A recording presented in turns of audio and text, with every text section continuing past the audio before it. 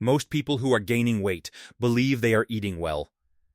A 2021 survey by the International Food Information Council found that 73% of adults who described their diet as healthy were simultaneously consuming foods and habits that nutrition researchers classify as direct contributors to fat storage and metabolic dysfunction. But here is the thing. The habits making you fatter are not the obvious ones. They are not the late-night junk food or the weekend takeaway. They are the habits you are proud of. The ones that feel like discipline. The ones you have been doing consistently for months while quietly wondering why the results are not matching the effort. Today I am breaking down the 5 eating habits that look the healthiest and are quietly doing the most damage inside your body. The number most people use to judge whether they are eating correctly is calories. 1,500, 1,200, 2,000, whatever a calculator or an app told them to hit. Calorie counting is the most widely adopted dietary strategy in the world. According to a 2023 report by the Global Wellness Institute, over 40% of adults in developed countries actively track their caloric intake at some point each year. And calories matter. Energy balance is real. But calorie counting creates a blind spot almost no one in mainstream health media talks about. It treats all calories as identical. A 200-calorie serving of almonds and a 200-calorie low-fat fruit yogurt register the same in your app. But inside your body, they trigger completely different hormonal responses, completely different insulin curves, and completely different instructions sent to your fat cells about whether to store or release energy. The calorie number tells you how much potential energy is in the food. It tells you nothing about what that food does to your fat storage hormones in the 6 hours after you eat it. If you have been tracking calories carefully and still not losing fat, the number is not the problem. What is inside the number is the problem. And that is exactly where the 5 habits live. Habit number 1. Eating low-fat everything. This is the habit that has caused the most widespread nutritional damage of any dietary trend in modern history. The low-fat dietary movement began in the 1970s following research, later found to be significantly flawed and commercially influenced, linking dietary fat to heart disease. Food manufacturers responded by producing thousands of low-fat product versions. Low-fat yogurt, low-fat dressing, reduced-fat crackers, fat-free ice cream. Every category got a leaner version. Every leaner version got a health claim on the label. Here is what they did not tell you. When manufacturers remove fat from food, the product loses its flavor. To compensate, they add sugar, sometimes under recognizable names, more often under names most people do not identify in a supermarket aisle. Maltodextrin, dextrose, corn syrup solids. Fruit juice concentrate. A 2016 analysis published in JAMA Internal Medicine revealed that the sugar industry had actively funded nutritional research for decades specifically to shift blame for obesity from sugar to dietary fat. The science that made low-fat eating mainstream was, in significant part, commercially manufactured. Here is what the actual biology shows. Dietary fat does not directly cause fat storage. Insulin does. And sugar, not fat, is the primary driver of insulin secretion. When you eat a low-fat product loaded with added sugar, insulin spikes. Elevated insulin signals your fat cells to store energy and simultaneously shuts down fat burning. You are storing more and burning less at the same time, triggered by a product you chose specifically because it looked healthier. The low-fat yogurt many people eat every morning. Check the sugar content right now. Many leading brands marketed as healthy contain between 15 and 26 grams of added sugar per serving. More sugar than in many chocolate bars. Arriving and packaging your brain classifies as a health choice, so you never emotionally compensate for it. A 31-year-old woman switches everything to low-fat versions 3 years ago. Her grocery basket looks responsible. She reads labels. She works out. She has not lost a kilogram in 18 months and cannot understand why. Her combined daily sugar load from low-fat products has kept her insulin chronically elevated. And chronically elevated insulin is the most direct driver of fat storage the human body has. Fat did not make you fat. The industrial replacement for fat did. Habit number 2. Eating too much fruit. Fruit is not bad for you. This is not an anti-fruit argument. This is a fructose argument. Fruit contains fructose, a sugar that, unlike glucose, can only be metabolized by your liver. When fructose arrives at the liver faster than it can process it, the excess is converted directly into fat through a process called de novo lipogenesis. A 2013 study in the American Journal of Clinical Nutrition found that moderate daily fructose consumption produced measurable increases in liver fat and circulating triglycerides within just 8 weeks. Someone who cuts out processed food and replaces all their snacks with fruit feels clean about it. But a banana contains around 14 grams of sugar, an apple around 19 grams, a cup of grapes around 23 grams. An evening smoothie with mango, banana, and pineapple can easily contain 45 to 55 grams of sugar consumed in under 2 minutes. Across a day of eating fruit the way health-conscious people typically eat it, total fructose intake can exceed the threshold at which the liver begins converting meaningful amounts to fat, all while the person believes they are eating impeccably. The critical distinction is whole fruit versus juice or smoothies. Whole fruit chewed slowly delivers fructose alongside intact fiber that slows absorption and moderates how quickly fructose hits the liver. Once you blend fruit at high speed, that fiber protection is disrupted. Fructose reaches the liver rapidly, sometimes as fast as a sugar-sweetened drink. And you consume far more fructose per minute than you would with whole fruit. The green smoothie you make every morning as a healthy start to your day may be the single highest fructose event in your entire diet. You have been logging it with a green checkmark. Stop here for a moment. The next 2 habits are the hardest to hear. Not because they are complicated. Because they are things most people have been specifically told are good for them. By doctors, by nutritionists, by fitness accounts with millions of followers, and by the same health industry that told you fat was the enemy. These habits feel like the most responsible things you can do. Changing them feels counterintuitive, but the research behind them is consistent, replicated, and largely ignored because it challenges products that generate significant commercial revenue. Stay with this. Habit number 3. Eating every 2 to 3 hours to boost your metabolism. This advice has been repeated so many times, it has achieved the status of settled fact. Eat small meals frequently. Keep your metabolism fired up. Never let yourself get hungry. 6 small meals is better than 3 large ones. It is almost entirely wrong. The idea that frequent eating stokes your metabolic rate is based on a misapplication of the thermic effect of food. The energy your body uses to digest a meal. Yes, digestion burns some calories. But total thermic effect across a day is determined by total food volume and composition, not how many times you eat it. Splitting the same food into 6 small meals produces essentially the same daily thermic effect as eating it in 2 larger meals. A 2010 review in the British Journal of Nutrition found no meaningful difference in metabolic rate between people eating 2 versus 6 meals per day when total intake was controlled. What frequent eating does reliably change is your insulin profile.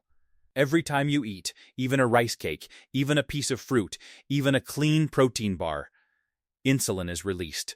While insulin is elevated, fat burning is hormonally blocked. Fat oxidation requires insulin to be genuinely low. If you are eating every 2 to 3 hours from waking to sleeping, you are spending the majority of your day in a state where accessing stored body fat for fuel is biologically very difficult, regardless of how clean or carefully portioned each meal is. A 2022 study in the New England Journal of Medicine compared 3 meals per day against 6 smaller meals with identical total calories over 12 weeks. The 3-meal group showed significantly greater improvements in insulin sensitivity and fat mass reduction. Same calories. Completely different hormonal environment. Completely different fat loss outcome. Eating constantly to stay healthy is one of the most metabolically damaging pieces of advice ever normalized into mainstream health culture. And it has been normalized precisely because it sells protein bars, snack products, and the idea that you need to eat 6 times a day to function well. Habit number 4, choosing whole grain everything. Whole grains are better than refined grains. That is true. More fiber, more micronutrients, slower digestion. The comparison is real. But the comparison that matters for fat storage is the actual glycemic response whole grain food produces in your body, and whether the health framing is causing you to eat significantly more of it than you would otherwise. Whole grain bread has a glycemic index of around 50 to 65. White bread sits at 70 to 75. The difference exists. But both still produce meaningful blood sugar and insulin responses, particularly in real-world portion sizes, eaten without protein or fat to slow absorption. The behavioral mechanism is what turns this into a problem. People who switch to whole grain products tend to eat more of them because the health label removes the portion break. White bread gets rationed. Whole grain bread gets eaten freely. The fiber advantage at 1 slice does not scale linearly to 4 slices, and a large portion of whole grain bread eaten alone still produces enough of an insulin response to maintain fat storage signaling. A 2019 study published in Cell used continuous glucose monitors across 800 participants and found enormous individual variation in blood glucose responses to identical foods. Some participants spiked dramatically higher from whole grain bread than from white rice. Others showed the reverse. The glycemic index is a population average. Your body's response may be substantially different from that average depending on your gut microbiome, your current insulin sensitivity, the time of day, and what you ate in the hours before. The label that reads multigrain, seeded, high fiber, or ancient grain is a marketing signal, not a guaranteed metabolic outcome. Treating any food as consequence-free, because a health claim says so, is the exact mechanism by which it quietly becomes a fat-storing habit. Now zoom out from your plate entirely.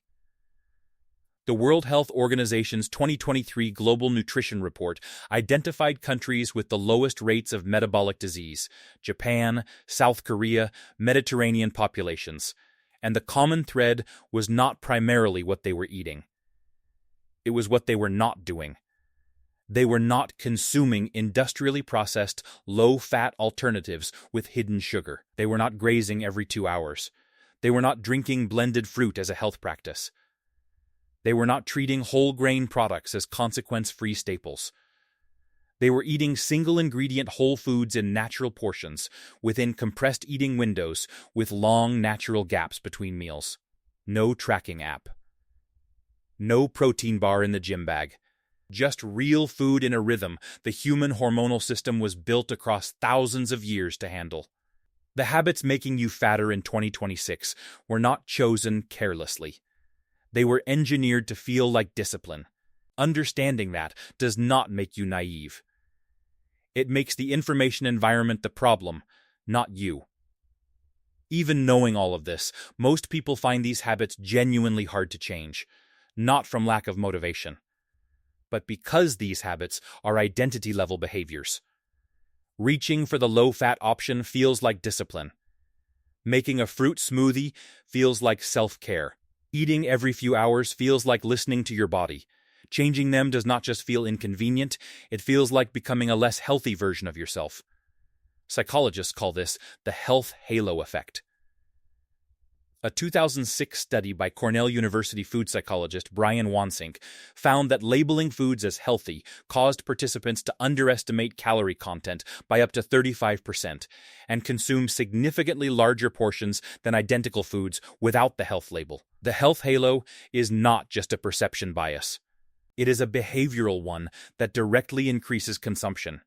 And the food industry has spent enormous resources understanding and leveraging it. Every low-fat, high-fiber, natural, whole grain label exists partly to lower your psychological brake and get you to eat more of the product. Your healthy habits are being commercially engineered to feel virtuous. That feeling is the product. Habit number 5, rewarding exercise with food.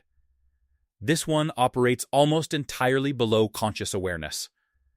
You work out. You feel the effort. You feel you have earned something.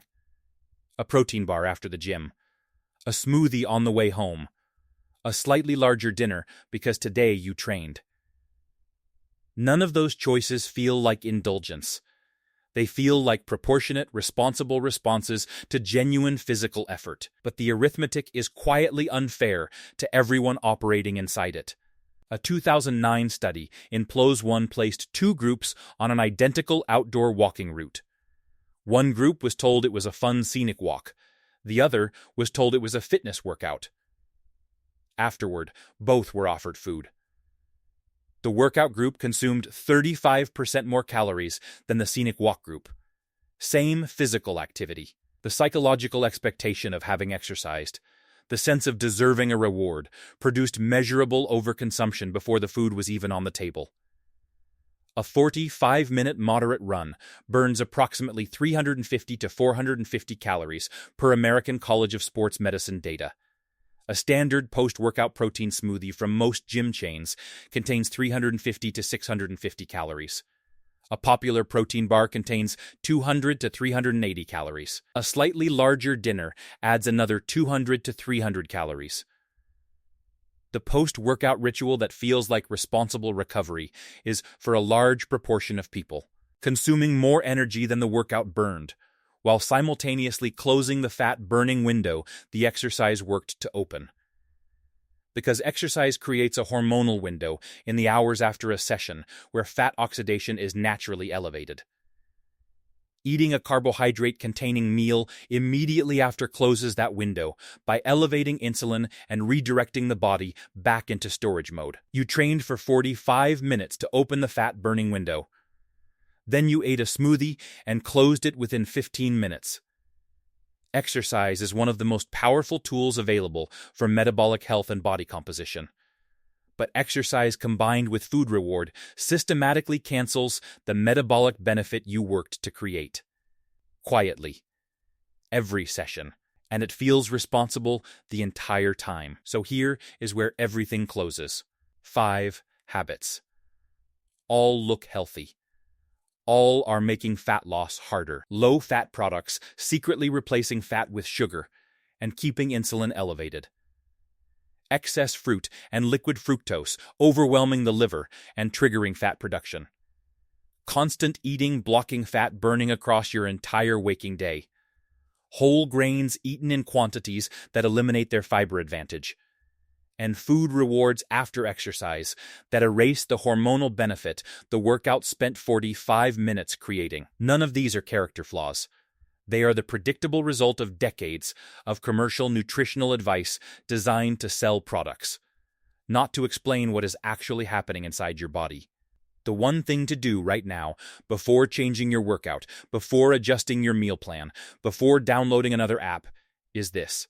Go to your kitchen and read the sugar content on every product carrying a health claim on its label. Low fat, high fiber, natural, whole grain, protein, enriched. Read every one. Add the numbers across everything you consume in a typical day. Do not change anything yet. Just find the actual number and look at it clearly. Because the gap between the diet you believe you are eating and the diet your body is actually processing almost always lives in that number. And once you see it, without any packaging to soften what it means, what would you actually be willing to change first? Around 2:30, the low-fat history section risks feeling like a lecture before personal relevance is established. Fix. Lead with the yogurt sugar shock first, then explain the history behind why. Reverse the order. Personal surprise first, context second. Around 8:00, the whole grain section is the most nuanced and arrives when attention is thinning. Fix. Open with the most counterintuitive line first. Whole grain bread can spike your blood sugar almost as high as white bread. Here is the 2019 Cell study that proved it. The counterintuitive claim resets attention before the explanation begins. Around 14:00, the global comparison briefly shifts away from the personal habit-by-habit rhythm. Fix. Name the 5 habits directly inside the global section. The countries with the lowest obesity rates are not eating low-fat products, grazing every 2 hours, or drinking their fruit. Ground the global data in what the viewer just learned.